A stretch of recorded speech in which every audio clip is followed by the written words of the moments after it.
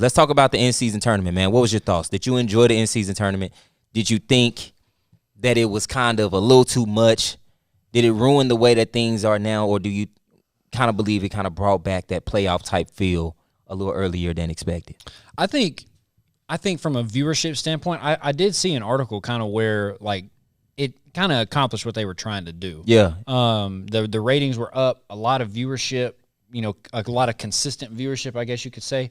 I think the thing that maybe watered it down for me is, and y'all can correct me if I'm wrong in the comments, and you as well, because you were there, whatever. But look at this. Jack. No, but that's crazy. Yeah, look how they acted in here. That's crazy. We can clap it up. No, what a jerk. But it can correct me if I'm wrong. But one night they might play an in-season tournament game, and then the next night it didn't seem like when they would play, if they had a back-to-back, the court might not be the same. Was it still an in-season tournament game, or was it like tonight is in-season tournament for the standings, and then tomorrow is just regular season? You back to normal. All the in-season tournament games were pretty much held on Tuesday and Friday, if I'm not mistaken. Okay. So it was... Go ahead. No, go ahead. No, you go ahead. For sure. So to your point, if you had a game and you didn't see the court, it probably wasn't an in-season tournament game. That makes sense. And it didn't count. All the games went towards your record, your overall record, of course. Right. But it didn't count towards like winning for the tournament.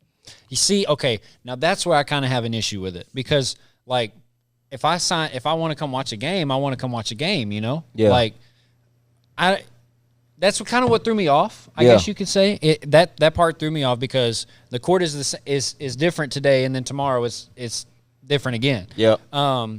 But other than that, so that's kind of confusing, I think, because I guess technically they were in pool play. Yep. But then once you got down to it and you got into like elimination games and stuff like that, I think it definitely kind of brought a semi playoff feel to it. Yeah. I think it was good, because the NBA is trying to do everything they can right now, because right at this moment in time, I guess back then in November, college football is still hot, and it's conference play. SEC, the 2:30 CBS game. Word. Then you have an NBA in-season tournament game that could be an elimination game. Now it's like, if this game is a blowout in college football, for me personally, I might switch over and watch this game because it means a little bit something. But when you got an 82-game season and nothing means anything until like the last 12 games, when you're a game and a half behind somebody, I think it was definitely good for the league because viewership spiked, so that's good. I do think in a way I'm talking a lot, but I do think in a way the Laker, like the celebration, was a little too much. Yeah, like think so. Yeah, you won the NBA Cup, not the finals. Dang, it was kind of like a cup, huh? Yeah. That is damn, I ain't gonna lie. You might be right. Yeah. That was my question though. Like, was that a little too much? I think the celebration was, because they won the first in-season tournament championship, but winning an in-season tournament championship is kind of like a conference challenge in NCAA to me. Like the ACC, SEC challenge, or the SEC Big 12 challenge. Like, if one conference wins more, the other conference wins more, it doesn't mean anything. I see. I see. Like, you're still going to have teams come out and go play in the tournament. Yeah. Now, I think if you added maybe a little bit more incentive, like if you win the in-season tournament, you automatically go to the playoffs, get a playoff bid. That's hard. That might be kind of cool. That's hard. But I think to answer your question, celebration was a little too much. Gotcha. Confetti all over the floor. Like, what are we doing? Yeah. I don't know if confetti really fell from the rafters or not. But. I have Jokic's season stats this season so far. Okay. Let me take a guess. Okay, go. Oh, yeah. Oh, hold on. Before we preface. Come on, get me right. The other night, we were sitting on the couch, right? That's right. Okay. We were watching the game. We were. Yeah. Right. And I can't remember how it came up, but we saw down there on the little ticker bar at the bottom. It's got scores. And it was the Clippers and somebody else. I can't remember who it was. It had to be the Mavericks. It was the Clippers and the Mavericks. Yep. Okay. I said, I can't remember who won the game. Who won the game? Did the Clippers win or the Dallas win? I think the Clippers beat the Mavs. I think so. I think the Clippers won. I think you're right. Anyway, I reacted to the score on the ticker bar down there at the bottom. And what did you do? I got it right. you asked me, I think we were talking, we were like, so what was Luka points and assists and rebounds? Yes. I was like, he probably had like 28, 10, and 10. And it was spot on. It was crazy. Spot on. It was spot on, yes, man. the Clippers beat the Mavs 120-111, and you said I almost Luka, had Russ, too. You said Luka probably had 28, 10, and 9. Oh, is that what I did? Literal guess. Exactly correct. 28 points, 10 assists, and 9 rebounds. Then, not only did you do that. What else I do, Clay? You said James Harden had 17, 11, and 6. I did? What'd he have? He had 17 points, 11 assists, and 5 boards. 2 for 3. 2 for 3 is crazy, not going to lie. And then I think you said, I can't remember who you said after that. Oh, I asked you Russ. Yep. Yeah, you said 10, 6, and 4. Yep, I remember that. 10 points, 3 assists, so missed it by 1, and he had 6 boards. So, to preface this, we should give something away to somebody if you get this right. I don't know how we would do that, but we'll come back to that. We clap it up. You know what I'm saying? Hey, I've been around the league lately, so I kind of, you know what I'm saying? I just took a guess. I'm gonna be honest. I was just guessing, complete guess. Got it right. But Jokic right now, he's averaging 26, 9, and 7.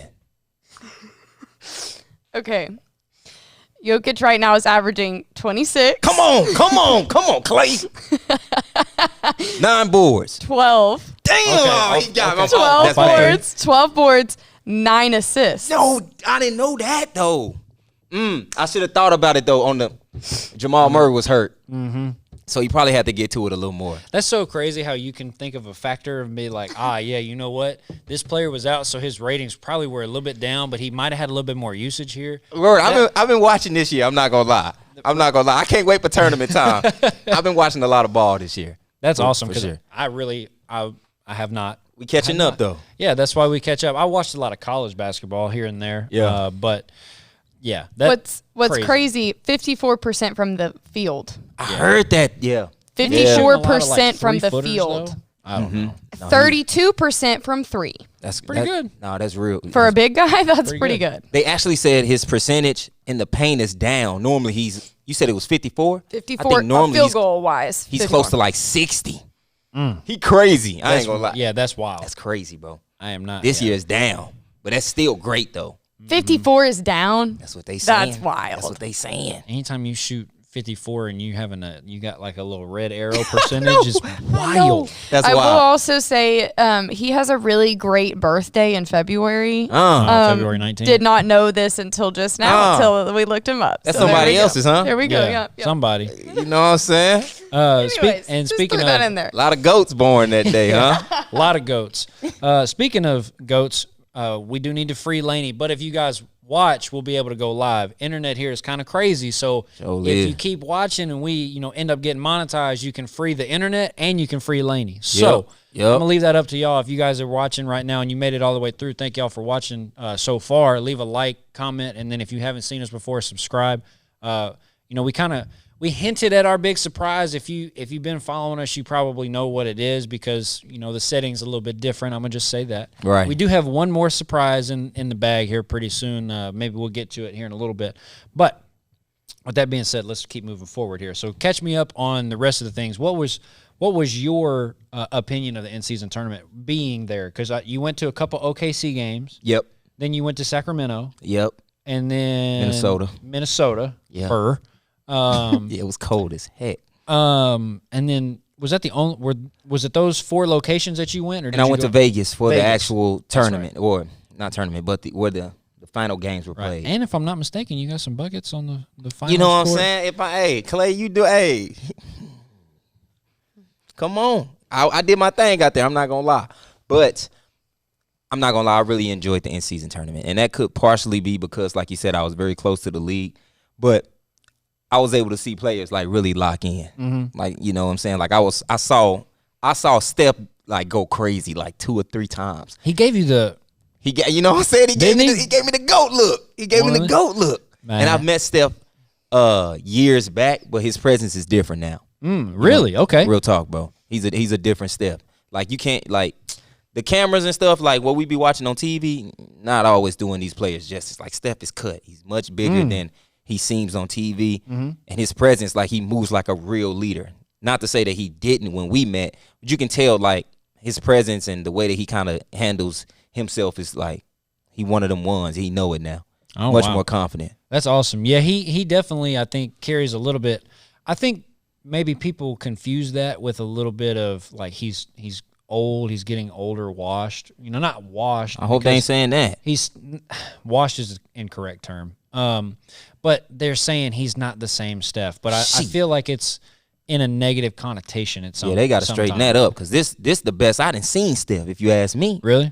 I mean, from a standpoint of just overall like completeness to his game, it's nothing he can't do. Of course, he's always been a great shooter, but just like his ability to, like he can close games, bro. Not just with the three, but he won the OKC game off a drive, and one contact in OKC. Yeah, it's tough. You feel me? Now the old Steph probably would have pulled up for the deep three, but he knows now like I can get to my spots. I can get pretty much anything I want. And one underrated part to his game is he will slide his feet. He does play defense. Again, you'll see him. He's not gonna do it the whole 4 quarters. Right. When it's time to get a stop, maybe 24 seconds though. You feel me? You can kind of count on Steph a little bit if you need to get a stop down the stretch, depending on who the player is. Right. You can. You feel me? Now, if you search the mismatch, of course, just size wins in the league. But guard to guard, he be kind of strapping up, bro. He'll sit there. He'll sit down. He'll sit down a little bit. That's cool. Obviously, we're playing catch up because Steph different. Steph different for sure. But I ain't gonna lie. Let's get back to your thoughts on the in-season tournament. So you got to see a different Steph. Yep. So I'm thinking probably right there it kind of adds a little bit more to it. Yeah. For the in-season tournament because you feel like you see guys kind of mold into what they can be maybe a little bit earlier. Yep. What are your thoughts? I guess kind of the same question you asked me. How do you feel it did for the league? Do you think they should continue to do it? For sure. I think they got to at this point.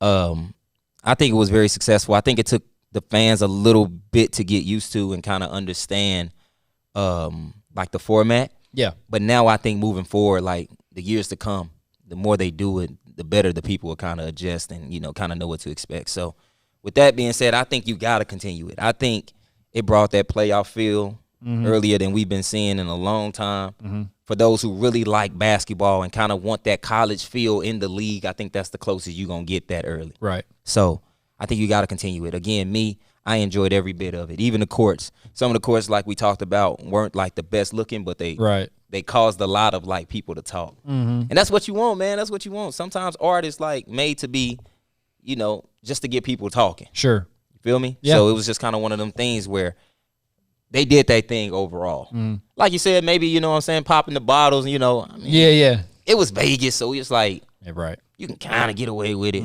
But like, I don't know. I enjoyed it, bro. Vegas turned 2 champions around. The WNBA champs, Las Vegas Aces, a couple facts. of months before, and then now you got the in-season tournament champs with the Lakers. Yep, and Bron taking that team there. Word on the street. Y'all know that. Yeah, yeah, that is the word. That is crazy. That. Let's talk a little bit about.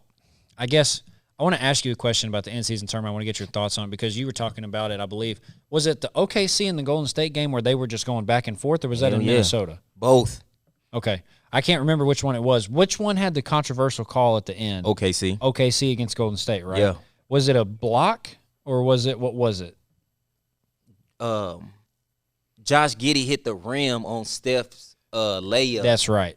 And called goaltend? Yep. It went in, but Draymond hit it too. But I think Josh Giddey hit it first. And then Draymond hit it after, but it was still going in anyway. Like Steph had made it, right? And it pretty much canceled out. Allowed Steph to get the game winner. He was going crazy though. He came over and was like talking to the crowd. I was like, what? Steph's kind of a villain. Nah, he is though. He's embracing the role too. He don't mind. Like he's like the anti-hero, like Venom. Yeah, tight though. He will put the mask on if he has to. If he need to, right. But he's Eddie if he just needs to walk around. Yep. Isn't that his name, Eddie? Isn't that his name? Yep. That's cool. And obviously, stuff like that doesn't happen in a regular NBA season game. Right. Like if it happens, they may just go, oh, yep, count it, move on. Mm-hmm. Now you're in a game that maybe adds a little bit more feel. There's a little bit more consequences attached to this Sure. call. So now we got to really go. Mm-hmm. You got to really go get in the booth real quick. You know? Right. Yeah. So that's cool. I think higher stakes bring out those higher stress situations, and I'm all for that. I think that's great. No, it was dope, bro.